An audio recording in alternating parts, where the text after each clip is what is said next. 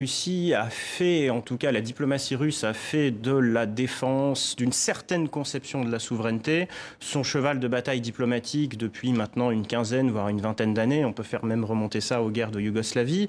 Depuis l'affaire Snowden, depuis les écoutes de l'affaire Snowden en 2004, les révélations Snowden, plusieurs législations sont passées en Russie et ont permis au gouvernement russe de largement restreindre, en tout cas, disent-ils, le contrôle que des pays étrangers pourraient avoir sur le territoire russe. Ça passe par des législations simples comme par exemple l'interdiction depuis 2014 qui est faite aux personnes morales russes d'héberger hors du territoire russe les données appartenant à des citoyens ou à des personnes morales russes. C'est-à-dire que, autrement dit, Google, normalement, ne peut pas héberger à l'extérieur du territoire russe les données qui appartiennent à des Russes. Alors, vous avez cité Edward Snowden, hein, c'est un ancien informaticien de la NSA qui a décidé de révéler des millions d'informations. C'est un traître pour certains Américains, c'est un héros pour d'autres qui appellent à la liberté et au droit à l'information. Justement, c'est important de parler d'Edward Snowden et des fuites, parce que vous dites les Russes, contrairement aux Occidentaux, ils ne s'intéressent pas aux canaux de diffusion des données, mais au contenu.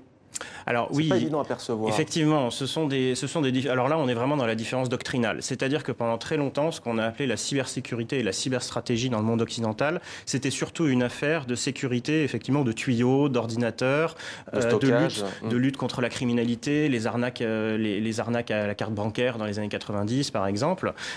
Tandis que côté russe, s'est développé très très tôt une autre prise en compte de l'espace numérique. D'ailleurs, il ne parle pas de cyberespace, mais d'espace informationnel. C'est-à-dire qu'on va beaucoup plus s'intéresser aux informations qui transitent dans ces tuyaux.